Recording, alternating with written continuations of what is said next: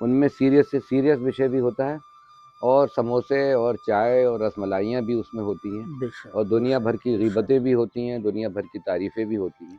उन्होंने कहा कि खराब कविता, खराब कहानी या उपन्यास लिखने से बढ़िया है हाँ, हाँ, हाँ। कि अच्छा अनुवाद किया जाए। इस किताब में खुद क्यों नहीं है प्रभात?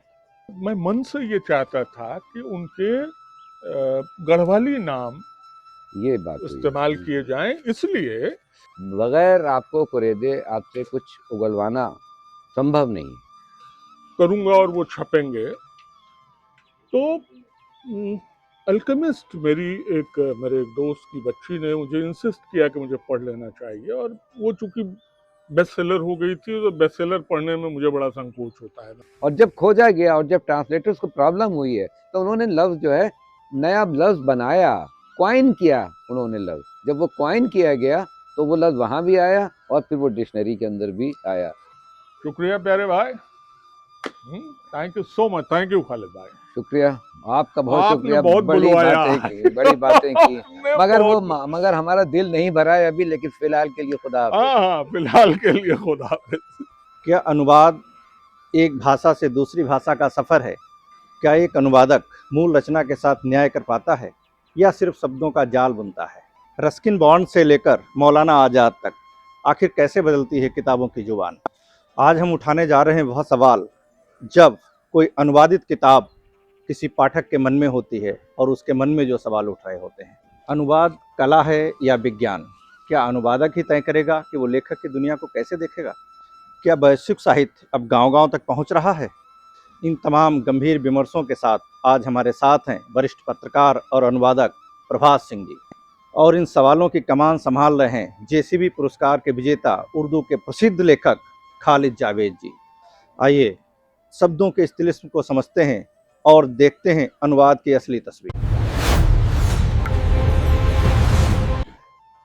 हम लोग जैसा कि जानते हैं कि आप भी जानते हैं, मैं भी जानता हूँ कि जब भी मैं आता हूँ यहाँ दिल्ली से बरेली, आपके पास आते हैं और हम घंटों बातें किया करते हैं। बेशक। और जो मौज़ूआत होते हैं, हमारे जो विषय होते हैं, उनमें सीरियस से सीरियस विषय भी होता है और समोसे और चाय और रसमलाइयाँ भी उसमें होती हैं और दुनिया भर की गीबतें भी होती हैं, दुनिया भर की तारीफ़ें भी होती हैं। तो आज लाइब्रेरी भी होती हाँ, है। और चवन्नी लाइब्रेरी भी होती है। आज जो है वो मैं इसलिए एक विशेष दिन की तरह यहाँ पे बात करूँगा आपसे कि कभी आपसे तफ़सील से गुफ्तगू नहीं, आपका जो मिज़ाज है वो मैं ये जानता हूँ कि जो आपका मिज़ाज है वही, आप अपने बारे में बिल्कुल बात नहीं करते। जब ज़ीरो माइल बरेली पे जो आपने किताब लिखी और पिछली बार जब डिस्कशन हुआ उसका, तो मैंने वहाँ कहा कि ये सब तो हो गया, लेकिन भाई ये इस किताब में खुद क्यों नहीं है प्रभात?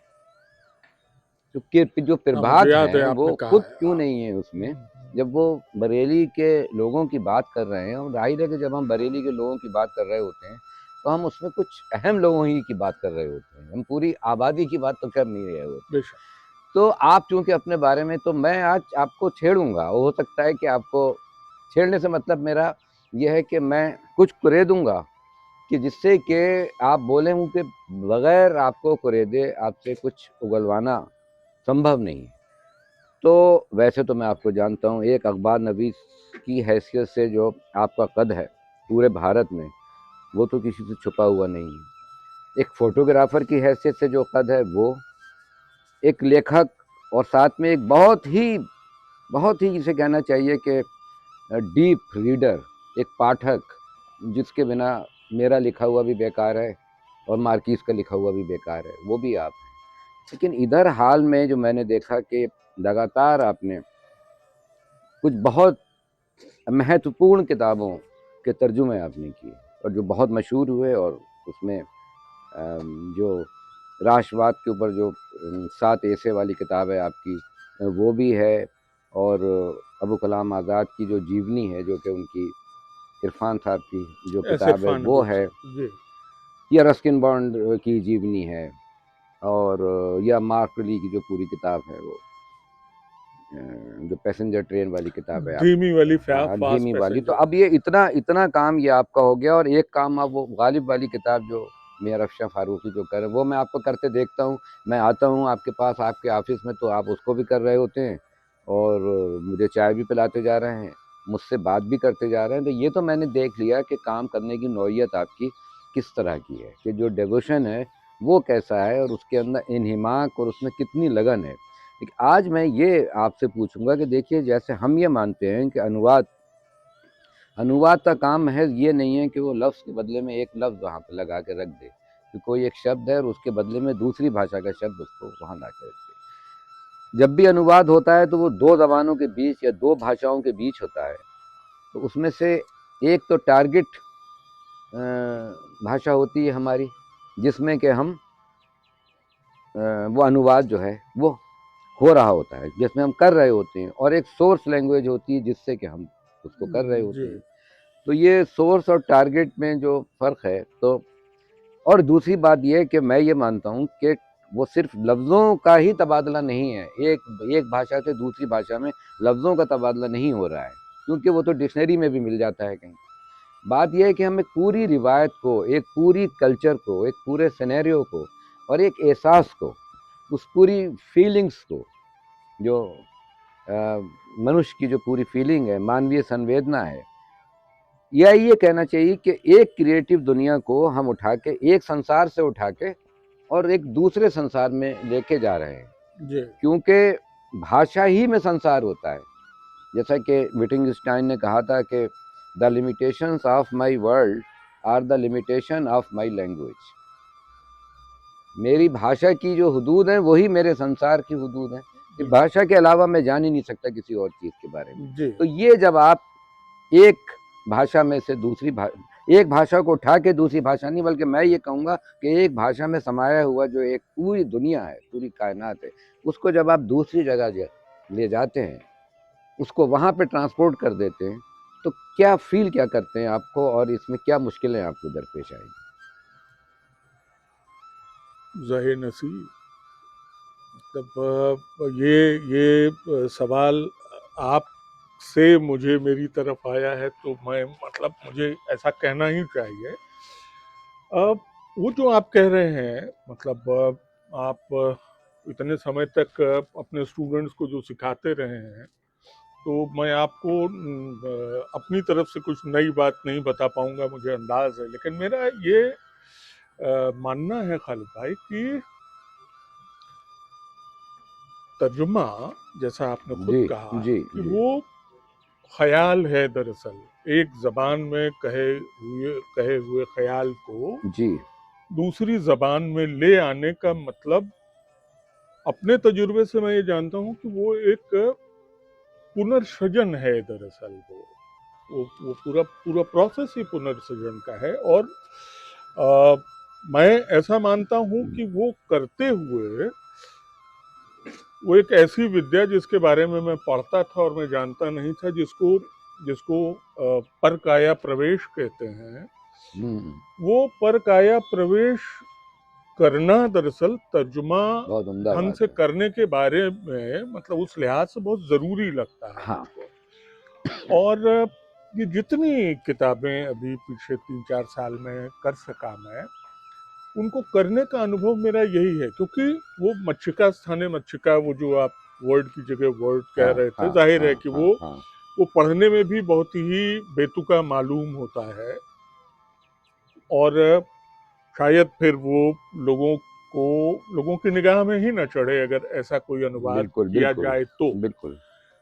पर काया प्रवेश मैं इसलिए कह रहा हूँ, मतलब मेरा अपना अनुभव यही है कि मैं जब ये काम कर रहा होता था, जैसे जो सबसे हाल वाली किताब है many lives of Syeda X, हाँ, नेहा नेहा दीक्षित। दीक्षित वाली किताब, कोई एक सईदा जो उसका अनुवाद है हिंदी का, जी, तो उसको करते वक्त मैं बहुत ढेर सारे जो मेरे अपने अनुभव थे और उस किताब की लेखक नेहा दीक्षित का देखा हुआ जो था, मैं उन दोनों एहसासात को मिला के अपने काम में ला तर्जुमा कर रहा रहे था। थे।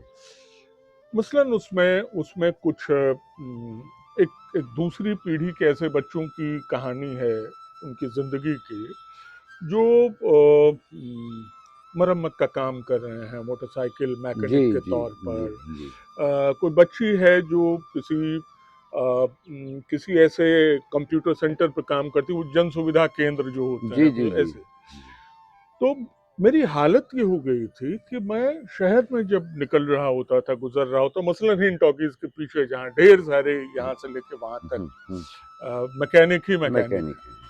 तो उसमें जब मैं किसी पतले दुबले नौजवान को देख लेता था, तो मैं रिजेंबल करने की कोशिश करता था मेंटली उस तरह के, वो जो हुँ, किताब का एक एक कैरेक्टर है वो, और ये इन दोनों में कैसे साम्य दिखाई दे रहा था मुझे। बिल्कुल।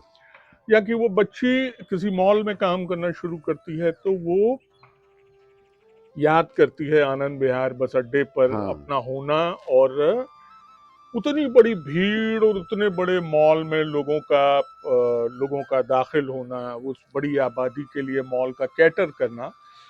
तो मैं अ, कहीं से आ रहा था दिल्ली से, मुझे ट्रेन मेरी छूट गई और मुझे बस पकड़नी थी, और मैं आनंद विहार बस अड्डे पे था, और मैं उस बच्ची को याद कर रहा था। कोई एक लड़की किनारे खड़ी हुई थी, मैंने देखा और बस मैंने कोशिश की कि अरे ऐसी ही रही होगी वो, या तो पर गया प्रवेश अगर उसको बहुत मतलब बोस्ट वाले तरीके से न लिया जाए, boasting that, but literally it means something to me. यहाँ पे एक बात ये है कि जब ये इससे ये भी ज़ाहिर हुआ आपकी बात से कि एक तरफ तो वो किताब थी, जिसका कि आप ट्रांज़िशन कर रहे हैं, और एक तरफ उस किताब ने आपके अंदर एक नई दुनिया अपनी भी जगा दी। बेशक। अपनी स्मृतियों की, अपने अनुभवों की, अपनी यादों की एक दुनिया जो वो भी आपके साथ-साथ पीछा करता जा रही है। जी। लेकिन उससे उसका ताल्लुक भी है किताब से। हाँ, लेकिन वो डायरेक्ट ताल्लुक नहीं है, लेकिन वो आपको मदद कर रहा है वो मदद फल भाई। से ज़्यादा वो उसके अंदर जो है वो एक तरीके से जो कि इन्वॉल्वमेंट होता है वो भी पैदा होता है। अब यहाँ ये भी होता है कि एक बात ये भी कही जाती है अनुवाद के बारे में, बड़ी मशहूर सी बात है और बहुत, कि मतलब अनुवाद एक ऐसी स्त्री की तरह है जो अगर बहुत सुंदर है तो वफ़ादार नहीं, और अगर वो वफ़ादार है तो वो बहुत सुंदर नहीं। यानी आपको अपनी तरफ से शब्दों को लेके या उसको लोग ये समझते हैं कि बहुत सुंदर किया है। जैसे मैं आपको बताऊं कि बहुत सी किताबें हैं ऐसी हमारे यहाँ, जैसे जो मैंने शुरू में पढ़ी जिनका कि उर्दू में तर्जुमा हुआ, ब्राम स्टोकर का जो नावल है ड्राकुला, उसका तर्जुमा मैंने पढ़ा, और बहुत सी चीज़ें पढ़ी, तो उसमें इतनी ऐसी ज़बान उसने अपनी तरफ से इतनी खूबसूरत ज़बान इस्तेमाल की और शायराना उसको बना दिया, जहाँ खुरदरी नस्र थी, जहाँ खुरदरा गद्दा, उसको बना दिया। इसीलिए कहा जाता है कि अगर आप जो हैं वो लॉयल किस चीज़ के हैं, आप लॉयल जो बुनियादी जो मतन है, टेक्स्ट यानी जो पार्ट है, जो कि नरेटिव है, जिसको आप दूसरी ज़बान में लेके आ रहे हैं, उसके लिए आप लॉयल ज़्यादा हैं, या उसको आप और ज़्यादा कि भाई देखिए हम अपनी भाषा में इसको कैसे और सुंदर बना सकते हैं, तो ऐसा तो आपने किया नहीं है। तो ये सब होते हुए भी आप लॉयल रहे होंगे, क्योंकि सुंदर बनाने के चक्कर में असल जो होता है अनुवाद, वो कहीं खो जाता है। हाँ, बिल्कुल, बिल्कुल, ये चीज़ है कि भाई बिल्कुल। वो बिल्कुल आपका ख़त्म हो जाएगा, फिर वो कह रहे नहीं ये तो इन्होंने सही नहीं इस्तेमाल किया है, ये इस वर्ड से तो ये नई बात बनती है, तो हम ये इसके अंदर करेंगे तो इसमें ज़्यादा मेलोडी पैदा हो जाएगी, वगैरह वगैरह। तो आपके लिए ये इतना बड़ा चैलेंज रहा होगा कि चूँकि आप उसमें टेक्निकली इन्वॉल्व तो हैं, लेकिन आप इमोशनली भी इन्वॉल्व हैं। तो अपने अपने जो मतलब इमोशनल वर्ड है उसको ब्रैकेट में रख के किस तरह से वो एक टेक्स्ट को दूसरी दुनिया में लेके आना, ये बड़ा चैलेंज रहा होगा। वो कौन-सी किताब है कि जिसमें इस चैलेंज का सामना आपको ज़्यादा करना पड़ा? देखिए, या ये मतलब कहना चाहिए कि जिसमें आपको ज़्यादा मतलब मुश्किल हुई? मुश्किल तो मुझे लगता है कि अ, मौलाना आज़ाद की जो जीवनी हाँ, है, हाँ। उसको लेकर मैं थोड़ा एप्रिहेंसिव था, डरा हुआ भी था, और उसकी वजह थी कि उसमें अरबी के बहुत सारे ओह! संदर्भ आए हैं। उसमें आप केवल ऐसे संदर्भ नहीं है उसमें, पूरे पूरे पूरी पूरी पोइट्री के पीस दिए हुए हैं, किताबों के नाम। आपने बड़ी मदद हाँ, की उसमें, आपको याद होगा कि उन उन किताबों के नाम दुरुस्त करने को लेकर हम लोग अक्सर बात करते थे, और आपने उसमें बहुत विस्तार से किताब का नाम क्या हो इस पर बात की थी। तो मैं जैसे कह रहा हूँ, जैसे अंग्रेजी है, अंग्रेजी मेरी मादरी जबान नहीं है, इसके बावजूद हम लोग स्कूल कॉलेज में पढ़ते रहे, और उसके बाद जो जो स्कूल कॉलेज के अलावा किताबें पढ़ते रहे तो उसमें अंग्रेजी से साबका पढ़ता रहा, तो वो उतनी अजनबी नहीं लगती जितना कि मेरे लिए वो अरेबिक थी अरेबिक है, या बिल्कुल, पर्शियन थी। बिल्कुल। तो जिसमें जिसमें हम मतलब बहुत उथला या कम समझ है हमारी, तो मौलाना आज़ाद वाली किताब को लेकर ये बहुत ज़्यादा हुआ था। अच्छा, अब दूसरी बात, जैसे ये एक कोई बड़ी जो शख्सियत होती है, चाहे वो कोई कलाकार हो या कोई और बड़ी फिगर हो, जैसे कि मौलाना आज़ाद, जब आप किसी शख्सियत की जीवनी कर रहे होते हैं, तो दूसरी फीलिंग पैदा होंगी, क्योंकि वो शख्सियत फिर आपके साथ-साथ चलने लगती है। जहाँ आप किसी नावल का या उपन्यास का या आप किसी सफ़रनामे का कर रहे होते हैं, वहाँ इतना इन्वॉल्व नहीं। लेकिन अब मौलाना आज़ाद, आपको मालूम है कि वो इरविंग स्टोन ने वैन गॉग की जीवनी लिखना चाही थी, वो जीवनी ही लिख रहा था, लेकिन वो एक उपन्यास बन गया। तो लस वो, फॉर लाइफ। हाँ, लस्ट फॉर लाइफ, तो वो तो एक अलग बात है अपने में, कि वो तो फिर बाद में उसने कहा कि मैंने खुद ही उपन्यास का फॉर्मेट इसमें ले लिया, और वो एक बेस्ट सेलर उपन्यास बन के आया। तो आपको ये मौलाना आज़ाद की जीवनी करते वक्त क्या आपको कुछ महसूस हुआ कि अब मौलाना आज़ाद को आप और बेहतर तरीके से जानते हैं, बेशक, कि जो बिल्कुल। आपकी जो उनके बारे में जो पहले से हिस्टोरिकल जो भी कॉन्शियसनेस रही थी, वो कहीं इम्प्रूव हुई या उसमें? मुझे लगता है खालिद भाई वो कि ज़रा बताइए अनुवाद मुझे आप। अनुवाद जी, करने का जो मतलब मुझे खुद को फायदा मिला है, जो मैं हाँ, हमेशा हाँ, महसूस करता हूँ, वो अपने आप का समृद्ध होना है। मतलब मौलाना आज़ाद का बिल्कुल। जिक्र आप कर रहे हैं जैसे, तो मौलाना आज़ाद के बारे में हम लोग एक तो वो जो स्कूल कॉलेज में भाषणों में बिल्कुल, मुख्य बिल्कुल, अतिथियों के सुनते आए थे, बिल्कुल। किताबों में पढ़ते आए थे। उसके बाद अखबार की नौकरी में आने के बाद आर्टिकल, कुछ लेख, निबंध, इस तरह की चीज़ें जो पढ़ी थी, उससे मिलके जो उनकी शख्सियत बनती थी, इस किताब का अनुवाद पूरा कर लेने के बाद मैं मुझे लगता है कि मैंने उनको बहुत एक उससे बहुत बड़ी, ज़्यादा बड़ी टावरिंग पर्सनालिटी के तौर हुँ, पर जाना या जी, जान सका जी, मैं। मसलन रस्किन बॉन्ड की जीवनी जो जी, अपनी धुन में। जी।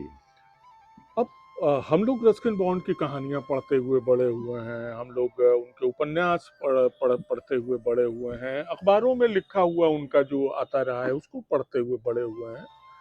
लेकिन उससे हम उनके उनकी शख्सियत के बारे में वो बातें जान नहीं सकते थे जो लोन फॉक्स डांसिंग का अनुवाद करते मैंने जाना, या जी, जितने करीब से जाना। अ, जितनी अ, मतलब उन्होंने उन्होंने एक डिस्क्लेमर की तरह से चीज़ कही है, और वो उन्होंने कहा है कि भाई मैं जीवनी लिख रहा हूँ या अपनी ज़िंदगी की किताब लिख रहा हूँ, हाँ, लेकिन इसका ये मतलब नहीं है कि मैं अपनी पूरी ज़िंदगी आपके आगे खोल के रख दूंगा। कुछ चीज़ें बहुत हैं जो जो सहेज के समेत अपने तक रखनी पड़ती हैं। तो बेशक ऐसा हर कोई करता होगा, मतलब वो कोई अपवाद नहीं है। पर उस उस किताब को करते हुए, उस किताब को कर लेने के बाद, मैं जिस रस्किन बॉन्ड को जानता हूँ या जिस अबुल कलाम आज़ाद को जानता हूँ, वो मेरे लिए उससे बहुत बहुत बहुत ज़्यादा प्रिय लोग हुए, जो इसके पहले नहीं था। और मैं ये कहूँगा कि ये तो आपने सिर्फ पर्सनल अपनी बात की, यानी पर्सनल आपको लगा ट्रांसलेशन करने के बाद एक नई इनसाइट पैदा हुई, एक नए सिरे से दृष्टि हमारी बदली या उसमें इजाफा हुआ। लेकिन वही जो मैंने पहले कहा कि जिस भाषा में आपने किया, तो आप ये देखिए कि वो आप ही की नहीं बल्कि कितने लोगों की आपने साथ में बदली, चूँकि आपकी तो किताब छपी। तो एक तो ये हुआ कि मैंने आपसे आपकी फीलिंग पूछी, लेकिन अब दूसरों ने इसको कैसे रिसीव किया है, तो वो भी पॉज़िटिवली रिसीव किया होगा, चूँकि एक ऐसी तस्वीर सामने आई उसके ज़रिए, जो अभी तक अंग्रेज़ी पढ़ने वाले जानते थे। जी। लेकिन जब वो हिंदी और उर्दू में आई, तो मौलाना आज़ाद को ना सिर्फ़ आपने जाना बल्कि दूसरे लोगों, तो मेरा मतलब ये है कि क्या ये जो ट्रांसलेशन है आप मानते हैं, आजकल मज़ाक से एक ये बात, मज़ाकन ये कहा जाता है कि biryani is the connecting factor between the all cultures and all religion and all societies। वो एक मजाक की बात है, होगा, वो भी होगा कहीं पे, लेकिन ट्रांसलेशन का जो सबसे बड़ा काम है वो ये है कि जो तासुब है एक दूसरे के प्रति, जो पूर्वाग्रह हैं, जो प्रेजुडिसेस हैं, जो हमने स्टीरियोटाइप बना रखे हैं ना किसी चीज़ के, हमने धर्म के भी बनाए हैं, हमने कल्चर के बनाए हैं, हमने लोगों अमीरी के गरीबी बनाए के हैं। बनाए हैं। तो सबसे बड़ा काम शायद ये होता है कि दो अजनबी कल्चर एक दूसरे से ना सिर्फ कनेक्ट करते हैं बल्कि एक दूसरे में समा जाते हैं, और वो एक नई दुनिया उस तरह से भी बनती है जब वो समा जाते हैं, तो जब उनकी दृष्टि बदलती है। तो इस एतबार से बहुत बड़ा काम आपने किया है। आप ये मानते हैं बड़ा काम है ये, नहीं, आपको मानना मैं होगा। देखिए नहीं, इस मैं सचमुच मतलब आई एम हम्बल्ड, आप ऐसा कह नो। रहे हैं, लेकिन नहीं नहीं सचमुच भाईजान, मतलब बड़ा काम मुझे ये लग, देखिए संतोष किस चीज का है। प्रोफेसर आरजूमन आरा इलाहाबाद में बोल रही थी पिछले दिनों, मैं प्रवीण ने मुझको उसकी रिकॉर्डिंग भेजी दी मतलब, और उन्होंने कहा कि खराब कविता, खराब कहानी या उपन्यास लिखने से बढ़िया है हाँ, हाँ, हाँ। कि अच्छा अनुवाद किया जाए। हम्म, तो मुझे लगता है कि ये वाकई बड़ी प्यारी बात है, और अ, उसको उसको कर लेने का जो हासिल है वो वही है जो मैं अभी थोड़ी देर पहले आपको बता रहा था। और अनुवाद के संदर्भ में जैसे मौलाना आजाद वाली किताब में चूंकि उसमें इतिहास का भी बड़ा हिस्सा है, उसमें साइंस का बड़ा बहुत हिस्सा बड़ा। है, उसमें फिलोसफी का बड़ा हिस्सा है, कल्चर्स का है, कल्चरल एक्टिविटीज का है। हम्म, तो उसमें एक बात जो तब जब छापेखाने इजाद नहीं हुए थे, उसके पहले जिन लोगों ने अरबी में लिखी गई किताबों के उर्दू तर्जुमे किए और जिस तरह किए, मतलब जाहिर है कि वो तो हाथ से लिख के करना था, और एक नकल हो गई, आपको मिल गई और मुझे मिल गई। चाहिए, तो वो दूसरी बार पूरी किताब उस तरह नकल की जाएगी। तो उसकी नकल किसी की जरूरत थी क्यों दरअसल ना, अरबी में वो ऑलरेडी किताब थी, हाँ फोटोस्टेट नहीं थी, छापे खाने नहीं थे, बिल्कुल। पर उसके उसके तर्जुमे की जरूरत इसीलिए थी कि उसका एक्सेस ज्यादा लोगों को हो जाए, ज्यादा लोग एक्सेस कर सकें उसे, और उसमें जो अ, ज्ञान की बात है, जो इल्म की बात है, वो ज्यादा लोगों तक पहुंच सके। तो वो मुझे लगता है आज भी वैलिड है। और तब जब हमारे पास उसके मुकाबले इतनी मतलब अब तो नायाब किस्म की चीजें मौजूद हैं, पर ये जरूर है खालिद भाई, मुझे लगता है कि एक जबान से दूसरी जबान में हाँ, आने में हम वो नहीं कर सकते जो, जैसा अभी आप कह रहे थे कि आप अपनी फीलिंग्स के हिसाब से, पर हाँ, एक जद्दोजहद मुझे करनी पड़ती है, अभी भी करनी हम्म, पड़ती है, और वो ये है कि आपके अनुवाद की जो भाषा है, बहुत सारे लोग उसे तारीफ के लिहाज से कहते हैं और बहुत सारे लोग उसे आलोचना के लिहाज से भी कहते हैं कि उसमें उर्दू के लफ्ज बहुत होते हैं। भाई, मैं उर्दू का शहदाई हूं, लेकिन मैं उसमें जानबूझकर इस्तेमाल नहीं करता। तो वो मिजाज है वो उसका। आ जाता है, और इसलिए आ जाता है कि मेरी परवरिश ऐसे खानदान में, ऐसे घर में हुई है जहां वही जबान बोली जाती थी, और मैं वही जबान बोलता हुआ बड़ा हुआ हूँ। तो ट्रांसलेशन करने के लिए मैं अलग से कोई जबान उधार नहीं ले नहीं सकता, ले मैं अपनी ही सकते। जबान में करूंगा। मैंने तो आपके अनुवाद ज़्यादातर सभी पढ़े हैं और देखे हैं, और वो उस प्रोसेस में बैठ के देखता रहा हूँ, तो मुझे तो कहीं ऐसा महसूस नहीं हुआ। देख, और उसकी वजह ये है कि देखिए, अगर बिल्कुल जैसा अभी कहा कि भाई बिल्कुल लफ्ज़ के बदले आपने लफ्ज़ रखे, तो लफ्ज़ तो पहले ही से मौजूद है ना डिक्शनरी में, तो कोई भी देखता रहे और उसको करता रहे, तो उसमें किसी ट्रांसलेटर की ज़रूरत क्या है? मैं चाहता हूँ पढ़ना कोई चीज़, तो मैं एक-एक लफ्ज़ देखता रहूँ उधर, और उधर से डिक्शनरी खोले रखूँ, और मैं मतलब 1, 2, 3 पेज तो मैं वैसे ही हर चीज़ का ट्रांसलेशन कर जाऊँगा। जी लेकिन बात ये है कि वो जो शब्द का जो मिज़ाज है और जो वाक्य का जो मिज़ाज है, जो जो उसका भाव है, वो भाव जो होता है वो शब्द के बदले शब्द से नहीं आता है, बल्कि वो शब्द में छुपे हुए भाव से आता है। आपने तो उस भाव को पकड़ा है हर जगह, मैंने देखा है, मैं कोशिश यही हर जगह करता आपने उस हूँ, भाव मैं को कोशिश पकड़ा है। यही करता हूँ खालिद भाई। देखिए, इसलिए भी कि किसी एक जबान का जो जो अ, मिजाज, जो उसकी नवैयत, जो उसकी तहजीब है, वो वैसे की वैसी दूसरी जबान में नहीं होती। नहीं होगी। हम जानते हैं, हाँ, आप हाँ। मुझसे बेहतर जानते हैं। तो हमको उस भाव को बचाए रखते हुए जी। इस वाले जबान के मुहावरे में बात करनी चाहिए, या करते हैं हम, मतलब हाँ, कोशिश यही करते हैं। हाँ। धीमी वाली फास्ट पैसेंजर को लेकर ये हुँ, था कि जी। अब वो चूंकि एक हिंदुस्तान में पैदा हुए एक अंग्रेज की लिखी हुई अंग्रेजी की कहानियां थी, तो उसमें बहुत सारे ऐसे ईडियम्स और कई ऐसे फ्रेजेस थे हाँ, मैंने देखे जो जो हिंदी से वो शब्द दर शब्द तो मैच ही नहीं करेंगे। हुँ, आपको उसके बराबर वजन की कोई दूसरी चीज तलाश करनी होगी अपनी जबान में कहने के लिए, बताने के लिए। और ख्याल ये भी रखना पड़ेगा कि भाई जो वो कह रहे हैं वो आ जाए। वो वैसे का वैसा ही रहे, उसमें आप मतलब कोई बदलाव न कर डालें बिल्कुल, इस तरह से। बिल्कुल, बिल्कुल। तो बेशक उसे अनुवाद कहते हैं हम, लेकिन वो है तो भाव अनुवाद ही, मतलब मेरी समझ नहीं, में। एक 2 शब्द होते हैं ना जो मुझे बहुत हमेशा से पसंद रहे, तत्सम और तद्भव। अगर आप उस लफ्ज़ के बदले में तत्सम ही ला रहे हैं, और अब वो तत्सम से मालूम होगा कि वहाँ जो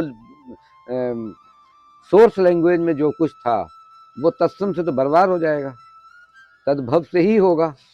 मतलब आप सही, मतलब बिल्कुल मतलब बिल्कुल फॉर बिल्कुल। एग्जाम्पल उन्होंने वहाँ पर अगर वो इंग्लिश का कोई स्लैंग इस्तेमाल किया है, या कोई ऐसा लूज वर्ड उन्होंने इस्तेमाल किया है जो उतना ज़्यादा लिटरेरी या उतना ज़्यादा मुश्किल या उतना ज़्यादा कठिन नहीं है नहीं इंग्लिश है। में भी, तो अब आप जब उसकी हिंदी कर रहे होते हैं तो आपको भी वहाँ पे वो इतना बिल्कुल। मुश्किल लफ्ज़ नहीं लाना है, स्लैंग, और स्लैंग के साथ तो दिक्कत और होगी ही। स्लैंग के साथ। स्लैंग के साथ दिक्कत होगी ही कि उसका स्लैंग तो देखिए नहीं है, लेकिन जैसे अब अंग्रेजी का ग्राउंड रियलिटी है, हाँ, जिसको हम हिंदी में जमीनी हकीकत कहने लगे हैं, मैंने एक्सेप्ट कर लिया है।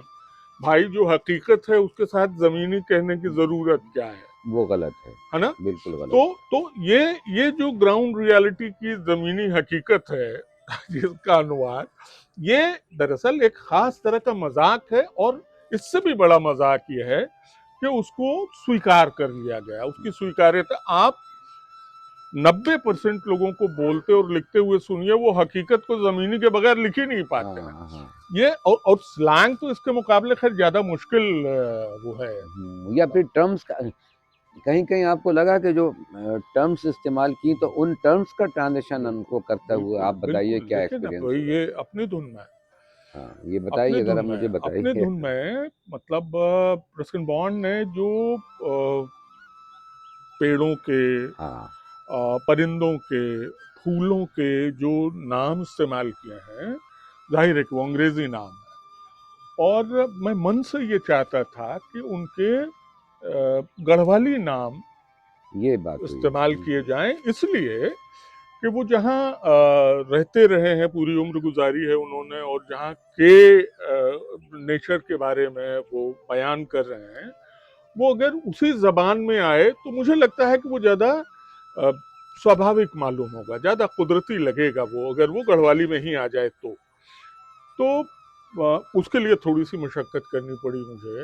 और हाँ, इसलिए कि डिक्शनरी में जो मिल जाएंगे वो उनके स्टैंडर्ड हिंदी मतलब मानक हिंदी में जो नाम है वो मिलेंगे। वो उनसे गढ़वाली काम। नाम मिल जाएं ये जरूरी नहीं है। हाँ।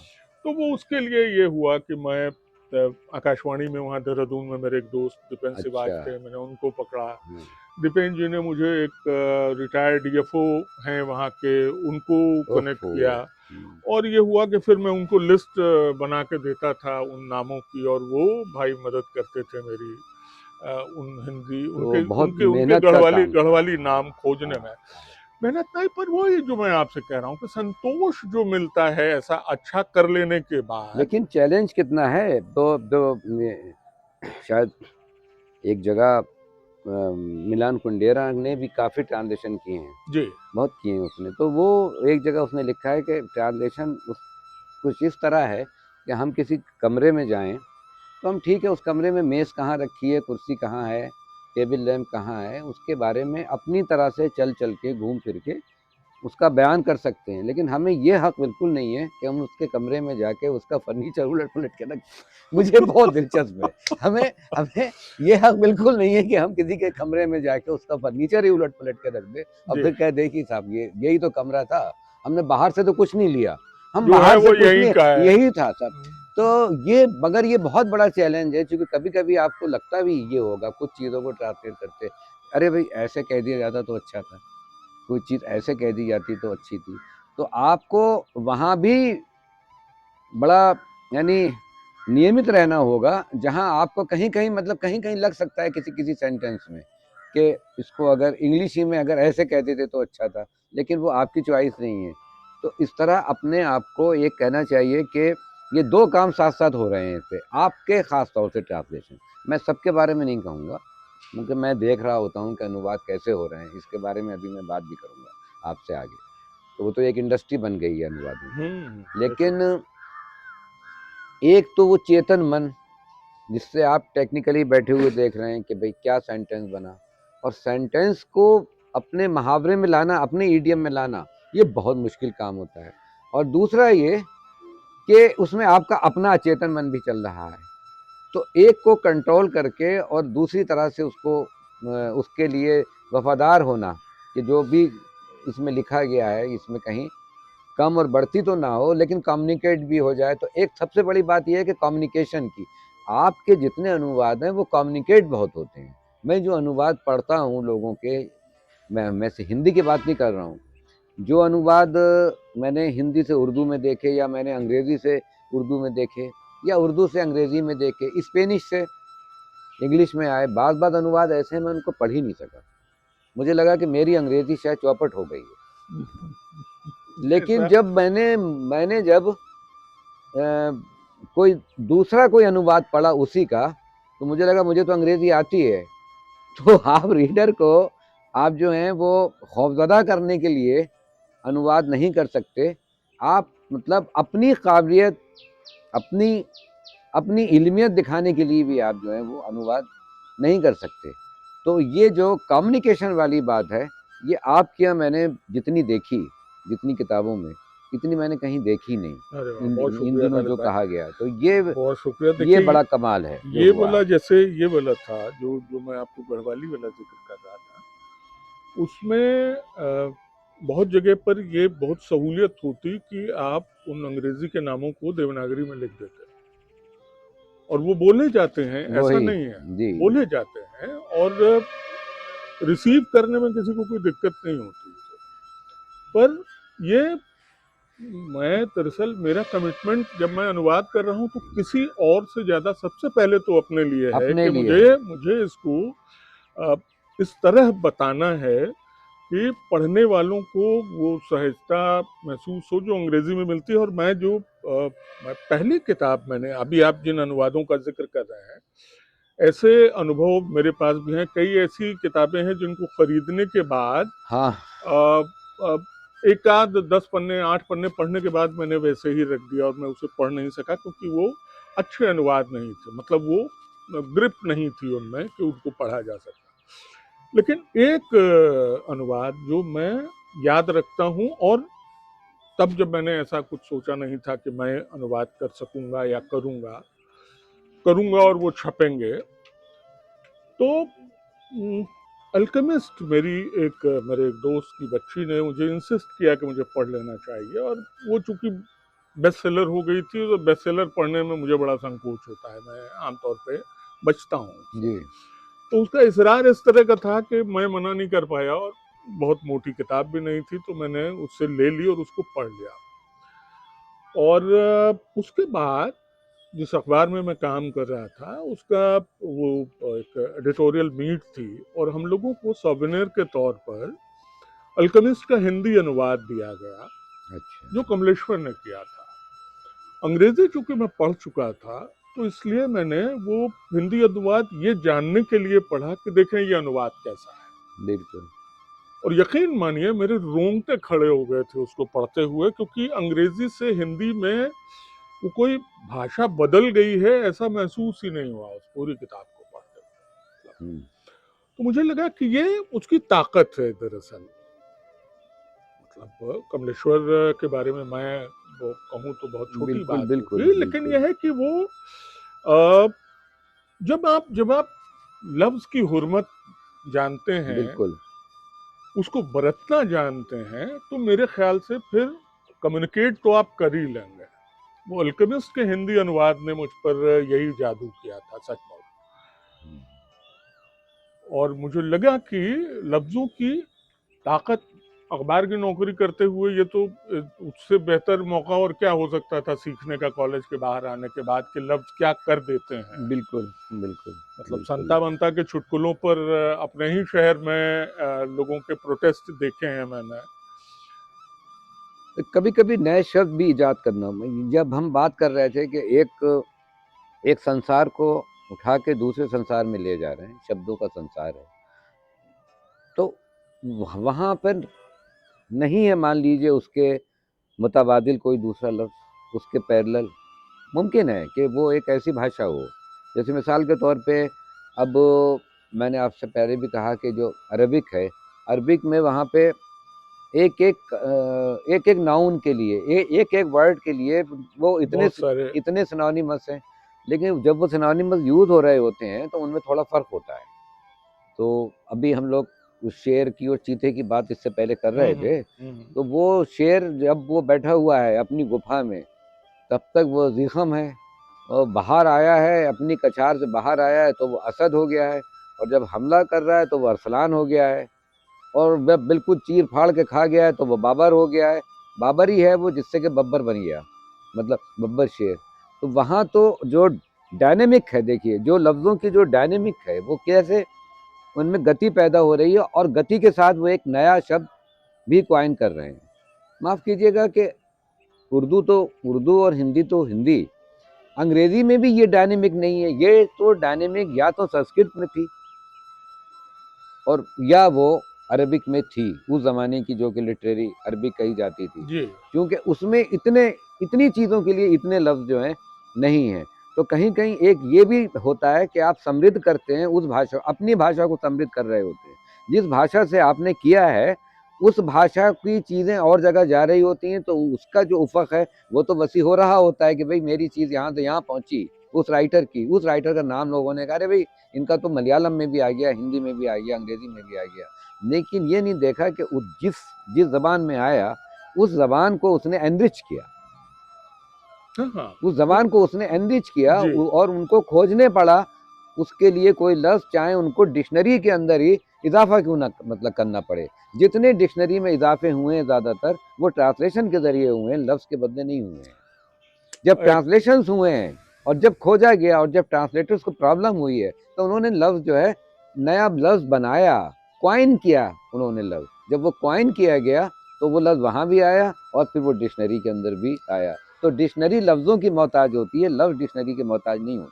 जो मुझे लगता है कि दुआ करनी चाहिए कि जो आम पाठक है जी, किताबों का, जी, वो ऐसी चीज़ों को स्वीकार कर सके। मैं ऐसा इसलिए कह रहा हूँ कि जो जिस एतराज़ की बात हो रही थी अभी जी, उर्दू और दूसरी जी, चीज़ों को, मुझे अखबार के दफ्तर का तजुर्बा है कि एक हेडिंग में मैंने हतक लिख दिया था, और मेरे साथी मेरे पास लेके आए कि इसका मतलब क्या होता है। जो मैं जिस दुआ का जिक्र कर रहा हूँ वो इसलिए कर रहा हूँ, अभी एक अनुवाद करते हुए, लेटर रीडर, हम्म हाइफोनेटेड वर्ड है, लेटर रीडर। अब उसके लिए एक लफ्ज खोजना है, डिक्शनरी में तो नहीं, हम्म उसके लिए एक लफ्ज नहीं है। उसका अनुवाद हिंदी में करना हो, चिट्ठी पढ़ने वाला, खत पढ़ने वाला, तो मुझे लग रहा था कि जिस तरह ये अंग्रेजी में लिखा हाँ हुआ है, हाँ हाँ हाँ हमको हिंदी में उसी तरह लिखना है। तो हम इसकी व्याख्या नहीं करेंगे चिट्ठी पढ़ने वाला पे। तो मैंने उसे खत ख्वां लिखा है। बहुत उम्दा लिखा है, और यही, इसके अलावा कुछ हो ही नहीं सकता है। मैंने उसे खत ख्वां लिखा है, बहुत उम्दा। और इसलिए अब खत ख्वां, लेकिन कम से कम मद्दाह की डिक्शनरी जिस पे मैं सबसे ज्यादा भरोसा करता हूँ उसमें भी नहीं है। खत अलग है और हाँ, ख्वां मैं अलग है। मैं यही यही मैं आपको कॉइन किया, मैं वही कह रहा था कि आप एक नया वर्ड कॉइन भी करते खत हैं। खत अलग हाँ है, हाँ, ख्वां अलग है। अब ये चलेगा, अब ये आ गया, अब ये ऑथेंटिक हो गया दुआ आपके टैबे को। कीजिए, नहीं दुआ तो कीजिए। ये अब ये चलेगा से मतलब ये कि अब ये एक लफ्ज आ गया ना, जैसे मरसिया जो होता है वो सुनाया जाता था, तो मरसिया गो, तो गो माने बोल बोल के कोई चीज कहना, या मरसिया गो या कसीदा गो, किस्सा गो। किस्सा गो, गजल गो। अब खत पढ़ा जा रहा है, अब पढ़ा जा रहा है, लेकिन वो सुनाया जाए या ना जाए वो बात की बात है, हाँ हाँ, और जैसा कि वो मैं प्रसंग समझता हूँ। ऐसा है तो कि उस, इसलिए वहां तो ख्वां से भला, तो चूंकि मरसिया ख्वां भी एक नाम आता है, जी मदा जी ख्वां भी आता है, और जी। सना ख्वां आता है। एक लफ्ज है उर्दू के अंदर, और वो हिंदी में भी इस्तेमाल होता है। सना कहते हैं तारीफ को, उसी से नाम बनता है। तो सना ख्वां, तो कहा रे भाई तुम तो उनके सना ख्वां हो, हमसे क्यों बात करोगे। तो ये अब मगर खत ख्वां जो था, ये इससे पहले नहीं था। ये एक लफ्ज आपने आपने तो नहीं सिर्फ, नहीं, नहीं नहीं, आपने आपने आपने मिसाल के कहा तौर तो पे, मुझे मुझे आपने मुझे आपने याद आ गया कि आपने मैं, एक एक लफ्ज का मुझे सिर्फ मिसाल दी, लेकिन अगर हम ढूंढने बैठेंगे तो आपने एक नहीं, पता नहीं कितने शब्द जो हैं वो हिंदी में नए पैदा किए होंगे, क्वाइन किए गए होंगे। तो ये तो बहुत बड़ा काम है। बताना खालिद भाई, एक मुझे तो क्वालिटी उसकी मुझे है, और वाकई मुझे, आखिरी एक सवाल जो है, हम्म, आखिरी क्या, हम लोगों की बातों का जो सिलसिला तो कभी रुकता नहीं है, हाँ नहीं लेकिन मतलब अभी के लिए, हाँ, हाँ। लेकिन अभी अगर आखिरी नहीं बल्कि चलते चलते मतलब थोड़ी और बातें का एक बहाना भर है। क्या आप क्या समझते हैं कि ये एआई के ज़माने में ट्रांसलेशन का क्या फ्यूचर रह जाएगा? और ये इस पर, हालांकि आप जानते हम ही लोग हैं कि इस बात पर करते बातें हैं, बातें हम लोग भी लेकिन करते रहे हैं, जमाना इस पर बहुत बात कर रहा होता है। पर वो हम लोग कुछ ऐसे अनुवाद के बारे में अभी बात कर रहे थे जो पढ़े नहीं जा सकते या जी पढ़े जी नहीं जा जी सके, जी जी जी। है ना। तो एआई को लेकर मुझे लगता है, मतलब मुझे एआई से मेरा कोई बैर इसलिए नहीं है क्योंकि मैं उसे बरत नहीं रहा होता हूँ, तो मतलब मुझे कोई बैर नहीं उससे। पर जो अनुवाद में कई बार जैसे फेसबुक में या सोशल मीडिया के किसी दूसरे प्लेटफॉर्म पे हाँ, जहाँ ट्रांसलेशन के ऑप्शन होते हैं, जी जी। वहाँ अगर मैं हिंदी में लिखी हुई अपनी पोस्ट का अंग्रेजी ट्रांसलेशन पढ़ लेता हूँ तो शर्मिंदा हो जाता हूँ अकेले में। हम्म तो वो जो एआई है, अगर वो यही है, मैं उसको आई कहता हूँ, जो जो मराठी में माँ को कहते हैं, अब तो आई हो गई है वो सबकी। हम्म लेकिन उस आई को हो सकता है 10, 5, 15 साल बाद वो हमारी काबिलियत को रिप्लेस कर दे, लेकिन वो फीलिंग्स जब तक उसमें नहीं होंगी तब तक वो जो ख्याल का ट्रांसलेशन है एक जी जगह से दूसरी जगह तक, जी। वो एआई कर पाएगा, इसमें मुझे शक है। मैं कमअकल हूँ, मतलब उन साइंटिस्ट के मुकाबले जो लगे हुए हैं अरबों रुपए की लैब में बैठ के और एक ऐसा दिमाग बनाने में जो इंसान को बदल दे। तो मुझे लगता है कि एआई अगर ट्रांसलेट करने लगेगा तो फिर किताबों की जरूरत भी नहीं रह जाएगी, छापने की तो कम से कम रह नहीं हाँ, जाएगी। और ट्रांसलेशन में तो एआई का बहुत यूज ये लोग कर रहे हैं, लेकिन वो इतना हास्यास्पद हो रहा है अभी। बिल्कुल है, बिल्कुल और है। दूसरी बात ये कि चूंकि उसमें से ह्यूमन फैक्टर गायब है, ह्यूमन, जब आप ह्यूमन फैक्टर गायब कर दिया जिसको ना आपने, जिसको हम आर्टिफिशियल कह ही रहे हैं, हाँ, तो उसमें ह्यूमन फैक्टर की उम्मीद फिर बेमानी है खालिद लेकिन साहब। लेकिन लेकिन ये कि हम एक ऐसी दुनिया में जी रहे हैं। मैं तो आपको मालूम है कि हम बातें हम लोग करते रहते हैं, और मैं तो बदनाम हूँ डिस्टोपियन राइटर की हैसियत से कि मैं तो डिस्टोपिया लिखता हूँ और कहीं रोशन किरण मैं देख नहीं पाता हूँ। तो वो तो एक अलग बात है।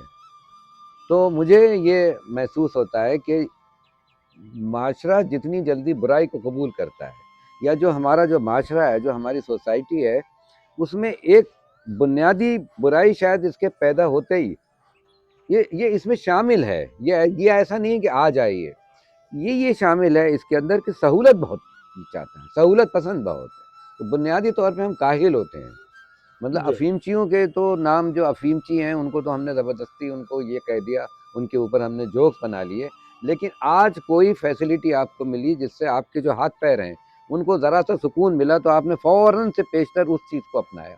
मैं इसको अगर बोलना चाहूँ या मैं बात करना चाहूँ, तो चूल्हों के ज़माने से जो लकड़ी के ऊपर मतलब लकड़ी जला के चूल्हा बनता था, और फिर गैस के बाद इंडक्शन, तो आप देखिए सहूलत, उनको ये सब ना, अपना दिमाग को इस्तेमाल ना करो और जिस्म को भी अब इस्तेमाल मत करो। पहले हम ये देखते थे कि जो लेबर क्लास था हमारा, जिसको हम ये कि व्हाइट कॉलर जॉब में नहीं हम, शुमार हाँ, करता हम ब्लू कलर, हाँ, हम मतलब ये कह रहे होते भाई मजदूर क्लास है, है। और हम कितनी उसकी इज्जत करते थे। तो इज्जत इसलिए कर रहे हैं कि उसका जो जिस्म है वो बहुत मेहनत कर रहा है, वो पढ़ लिख नहीं पाया है, तो उसका ब्रेन का उस तरह से डेवलपमेंट नहीं हुआ है। आज ये हालत आ गई है कि जिस्म भी मेहनत नहीं करेगा और दिमाग भी मेहनत नहीं करेगा। तो इतना काम तो चूहे मैं और आपसे मैं छिपकलियां करती हैं। मैं आपसे दरअसल यही बात कहना चाह रहा हूँ कि एआई के ट्रांसलेशन और उसके भविष्य के बारे में सोचने से पहले एक चीज सबको ख्याल में रखनी चाहिए, वो ये है कि पढ़ना केवल लफ्जों को निगाह में लाना तो है नहीं, हम जी, सब जानते हैं। वो एक खास तरह से दिमागी मश्क भी है। और वो पढ़ना हमको जिस तरह केवल केवल इमेजिनेशन की बात नहीं है। हम अगर कोई ग्लूमी चीज पढ़ रहे होते हैं तो हम खुद अंदर तक वो उदासी हमारे अंदर उतर हाँ, आती है। बिल्कुल। हम जो जो सक्सेस स्टोरीज होती हैं, हम खुद उस पर अमल करके वैसी सक्सेस न पा सकें, लेकिन दूसरों की वो स्टोरीज हमारे अंदर पॉजिटिविटी पैदा पैदा करती हैं। करती हैं। हमको एक खास तरह का एक्साइटमेंट महसूस होता है, किक महसूस होता है। ओके, हम्म, ही अब वाज वो नॉट तो that privilege but he did so. तो अगर एआई ट्रांसलेशन करने लगेगा तो मुझे लगता है उसे पढ़ेगा भी एआई ही, ना क्योंकि सिर्फ ट्रांसलेशन, हम्म, बल्कि वो एक नावल पूरा लिखा एक महिला ने, और उसको इनाम मिल गया, और हाँ वो हाँ, पूरा सटायर कर रही थी। वो जो बात हम कह रहे हैं ना, वही वो बात भी कह रही। उन्होंने नावल लिखा था इस एक्सपेरिमेंट के लिए कि वो ये देखें कि जो सोसाइटी में जो सो कॉल्ड रीडर हैं वो कितना पकड़ सकते हैं किसी चीज़ को, और उसको पकड़ने के लिए बहुत सी चीज़ें होती हैं। मतलब वो लिटरेचर की अंडरस्टैंडिंग कितनी है आपके अंदर। बाद में उन्होंने कहा कि ये तो मैंने तो लिखा ही नहीं, ये तो मैंने ये आर्टिफिशियल इंटेलिजेंस से एक कमांड दिया था कि इस टॉपिक के ऊपर लिख दो, उसने लिख दिया। जी। तो जब आपको पता नहीं होगा वर्ल्ड के कल्चर के बारे में, वर्ल्ड के मिजाज के बारे में, प्लाट के बारे में, थीम के बारे में, लैंग्वेज का कमाल, नरेटिव का कमाल, ये अगर नहीं होगा, तो खाली थीम देखा उन्होंने और कहा भाई बहुत अच्छा है, ये थीम तो बहुत अच्छा है। तो ह्यूमन फैक्टर तो उसमें था नहीं। उन्होंने ये कहा कि अगर यही रहा तो आप अपने दिमाग से काम करना भी बंद कर दें। मुझे याद आती है कि एक बार बोर्खेज ने एक इंटरव्यू में कहीं कहा है किसी जगह, तब ये सवाल आया था, आज तो हम एआई की बात कर रहे हैं, तब ये सवाल आया था 40 साल पहले, जब ये ई बुक्स वगैरह शुरू हो गई थी, ये पूरा इलेक्ट्रॉनिक बुक्स वगैरह का जो सिस्टम था 40 साल पहले शुरू हो गया था। बुक्स की जो थी वो सीडी तैयार की जा रही थी, तो कि भाई बुक का क्या फ्यूचर है। तो बहुत एक प्यारी बात कही है बोरखेज ने कि देखिए जो मशीन है, तो machine is the extension of the human body. वो जो आप काम कर रहे होते हैं अपने जिस्म के 4 हाथ पैरों से, उस काम को वो बढ़ा देती है, उसमें आसानियाँ पैदा कर देती है। तो machine is the extension of the human body, but the book is the extension of the human mind, human horizon। वो आपके दिमाग के हॉरिजन को बढ़ा के, तो बुक तो कभी मर नहीं सकती। अगर बुक मरी, अगर बुक की डेथ हो गई, तो आपका जो दिमाग है उसका डेवलपमेंट नहीं होगा, उसका विकास नहीं हो पाएगा, जो कि पूरा अब हम दूसरी सिचुएशन में हैं। मैं इसलिए कह रहा था आपसे, मेरा अब ये सवाल ये है कि बुक भी जिंदा रहेगी, लेकिन वो एआई से लिखी जाएगी, फिर क्या होगा? वो आपकी बात बिल्कुल दुरुस्त है, लेकिन जो बोरखेज ने कहा वो मैंने नहीं पढ़ा था, लेकिन मैं आपसे दिमागी मश्क के बारे में कह रहा था। हाँ, वही आप जो उपन्यास वाला उदाहरण दे रहे हैं, हिंदुस्तान में बहुत सारे लोग, अलग अलग जबानों के लिखने वाले कवि, लेखक, निबंध। मेरा एक पुराना जूनियर जो दिल्ली के एक बड़े अखबार में काम करता रहा, वो एडिटोरियल पेजेस पे आर्टिकल उससे लिखवाता था, स्पिरिचुअल पीसेस लिखवाता था। लेकिन एक बंदिश जिसके बारे में हम बहुत अच्छी तरह से जानते हैं, वो ये है कि एआई अपने आप सोच कर कोई नई चीज नहीं दे रहा है आपको। इंटरनेट की दुनिया में आपके दिए हुए कमांड से रिलेटेड जितनी सूचनाएं हैं उनको प्रोसेस करके बिल्कुल। और निकाल के हाँ, आप तक पहुंचा रहा है। सुपर कंप्यूटर है। तो वैसे में जिसको हम मौलिक कहते जानते हुए बड़े हुए हैं, जी। हालांकि उसके बारे में भी कहा जाता है कि वो नोशन है, hmm, because nothing is innovative in the world. Hmm, लेकिन उस नोशन के बावजूद जो इनोवेशन का फील या सेटिस्फेक्शन है, हम्म, वो एक तो एआई नहीं देगा।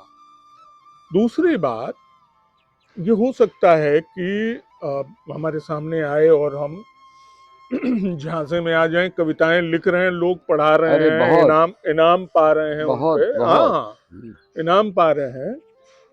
पर कविताओं को ही ले लीजिए कि पहली चीज, हम लोगों ने जब तक देखा है अपनी बड़ी उम्र तक, कविताएं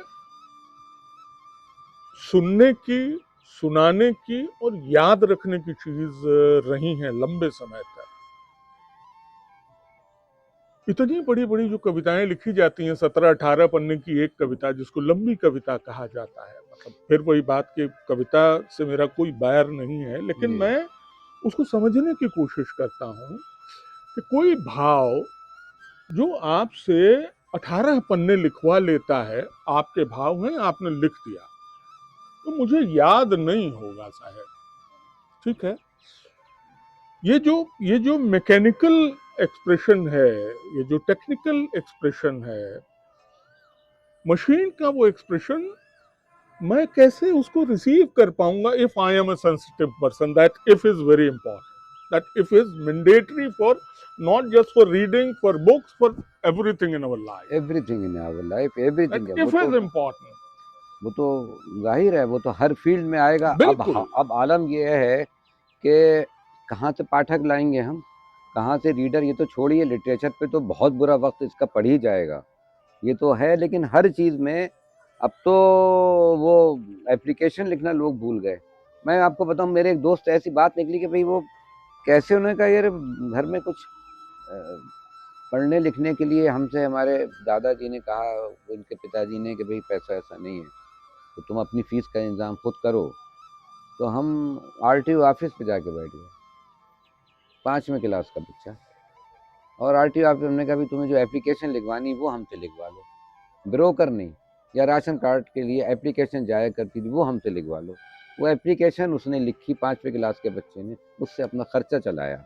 आज आप किसी एमए में पढ़ने वाले आदमी से कहिए कि एक ढंग की एप्लीकेशन लिख दे वो किसी बारे में, तो वो फौरन उस पर डालेगा कि right an application for the interpret supply of the water in my house. ये भी नहीं लिख पाएगा, इसको भी उल्टा सीधा लिखेगा और वो सामने आ वो जाएगा फन्ना। वो उधर मशीन के उस तरफ बैठा दिमाग ये हाँ, जान लेगा कि मेरे सामने कितना बेहूदा आदमी बैठा है। पर मैं वो ये वो कह रहा तो हूँ वो तो खालिद वो भाई, तो ये समझिए कि आपका फोन मान लीजिए किसी वजह से बंद हो जाए, डिस्चार्ज हो जाए, और आपको अपने किसी दोस्त को या घर में किसी को कोई इंफॉर्मेशन देनी है, तो आपके दिमाग में फोन नंबर नहीं होगा, आप उसको चार्ज करने का जुगत सोच बिल्कुल रहे होंगे। बिल्कुल बिल्कुल। ठीक है, मैं बहुत पहले गोरखपुर में किसी एक संगोष्ठी में हम लोग बात कर रहे थे, और तब ये ऐसे खतरे का की आमद की हवा नहीं थी हमें। तो मैं ये सोचता था कि अगर ऐसा हो कभी कि एक रात में दुनिया की सारी किताबों से लफ्ज गायब हो जाएं, उड़ जाएं, हवा में मिल जाएं, और हम सुबह उठ के देखें तो किताबें हमको सादे पन्नों की तरह मिले, कुछ न हो वहां, तो हम दरअसल अपनी जिंदगी चला कैसे पाएंगे? वो हमारी जिंदगी नहीं रहेगी, वो आप हमारी जिंदगी भी वही बिल्कुल ऐसे कोरे मैं कोरे मैं पन्ने की ये तरह मैं तब होगी। सोच रहा था, ये हम उन छपे हुए लफ्जों की बेइज्जती करके, उनको इग्नोर करके, उनको किनारे करके, जिस एआई के गुणगान की रेस में हैं, दरअसल वो एआई एक ऐसी टेक्निकल चीज है जिसका चलते जाना, मैं नहीं कहूंगा कि कोई चमत्कार है, लेकिन पूरे यकीन के साथ फोन का बंद होना, मैं आपसे कह रहा हूं, अभी जो जो लड़ाई चल रही है उसमें एक दिन खबर आई कि उन्होंने कहा कि साहब हम वो जो जो वायर जा रहे हैं समंदर के नीचे से, हम वो काट देंगे और दुनिया में इंटरनेट बंद हो जाएगा। अब लगाइए एआई कहां से आप वसूल करेंगे एआई से कविता? उन्होंने वो तार काट दिए और आप इंटरनेट से अलग हो गए। तो आप समझते हैं कि एआई आपको कविता सुनाने आएगा, आपकी कहानी लिखने आएगा? वो आपको इस दिमाग से ही ये करना पड़ेगा जो जो जो ऊपर वाले ने आपको दिया है, और आपके रहने तक आपके हाँ, साथ रहना है। तो इसीलिए तो ये एक चैलेंज है ना पूरा के, और ये चैलेंज हमेशा रहा, अब हम उसकी इंतहा देख रहे हैं, जो हम एक डिस्टोपिया तक पहुंच गए कि टेक्नोलॉजी के तो पूरा सिस्टम है टेक्नोलॉजी का, साइंस का नहीं, क्योंकि साइंस और टेक्नोलॉजी में ज़मीन आसमान का जी हाँ, फ़र्क जी है। हाँ, लोग जी हाँ। इनको एकदम एक दूसरे का भाई बहन समझ लेते हैं, भाई बहन क्या एक ही समझ लेते हैं। तो टेक्नोलॉजी के साथ प्रॉब्लम ये है कि ये हमेशा जो है ये तबाहकुन साबित होती है अगर इस पे आप कंट्रोल ना करें। अगर टेक्नोलॉजी के आप गुलाम बने तो ये आपको छोड़ेगी नहीं, ये उस शैतान की तरह है जो आपकी रूह तक गिरवी रख लेगी। और अगर आपने इसको जो है वो संभाल के रखा है और इसको गिरवी रख छोड़ा है अपने लिए, तो ये बड़े काम की चीज़ है। अगर ये तो हमने बातों का सिलसिला हमारा ख़त्म नहीं होगा, बस एक लास्ट सवाल ये है कि आपको सबसे ज़्यादा कौन सी किताब का ट्रांसलेशन करने में मज़ा आया, जिसमें प्लेजर बहुत मिला हो आपको? इनसाइट भी देखिए, मैं इनसाइट को प्लेजर से अलग नहीं मानता, जो प्लेजर है वही इनसाइट है, क्योंकि जो जो भी प्लेजर होता है उसमें भी तो क्वालिटी होती है ना। एक नज्म लिखने से जो सुख हमें मिल रहा है वो गिल्ली डंडा खेलने से नहीं हो सकता, तो प्लेजर में भी क्वालिटी है। तो मैं इस तरफ कह रहा हूँ कि किस में, क्योंकि इतनी इंपॉर्टेंट चीज़ें की आपने, और ये अभी गालिब वाली किताब भी आप कर रहे हैं जिसका फॉन्ट ऐसा है कि मैं देख के घबरा जाता, जब मैं देखता हूँ तो मेरे तो होश उड़ जाते हैं। भैया वो है सबसे नई किताब है, इसलिए नहीं बल्कि इसलिए कि मिनी लाइफ ऑफ सईदा को जब मैं अंग्रेजी में पढ़ रहा था तो मुझको बार बार ये लगता था कि इस किताब को हिंदी में पढ़ना चाहिए, जी हिंदी में आना चाहिए। तब जी जब उसके हिंदी में करने को लेकर मेरे पास कोई कोई असाइनमेंट नहीं था, तब मैं ऐसा सोचता था। और उसकी वजह दरअसल अ, उन जो जो कहानी के किरदार हैं उनकी जिंदगी की दास्तान के अलावा समाजी और सियासी हालात हमारे, बिल्कुल। हाँ जो अमूमन, मतलब अब तो खैर मीडिया के बारे में कोई बात करनी भी बेकार बात है, लेकिन जो अमूमन डॉक्यूमेंट हो जाने चाहिए और नहीं हुए हैं, उन चीजों का दस्तावेज बन जाना उस किताब का, इस लिहाज से मुझे वो उसका अनुवाद सचमुच बहुत संतोष देने वाला जी, लगा। शुक्रिया प्यारे भाई, thank you so much, thank you Khalid भाई। शुक्रिया, आपका बहुत आपने शुक्रिया, बहुत बड़ी बुलवाया बातें की, बड़ी बातें की। आपने मगर वो बहुत। मगर हमारा दिल नहीं भरा है अभी, लेकिन फिलहाल के लिए खुदा हाफिज। हाँ हाँ, फिलहाल के लिए खुदा हाफिज, फिलहाल के लिए खुदा हाफिज। साहित्य और संस्कृति सिर्फ किताबों में नहीं बल्कि आपकी वैचारिक गहराई में छुपी होती है। अगर आपको शब्दों और अनुवाद के इस गहरे सफर की यह बातचीत महत्वपूर्ण लगी हो तो इसे साझा करें ताकि हर साहित्य प्रेमी इस विमर्श का हिस्सा बन सके। इस बातचीत पर अपनी राय व्यक्त करना मत भूलिएगा। कमेंट करिएगा, अच्छी लगे तो शेयर करिएगा और चैनल को सब्सक्राइब करिएगा।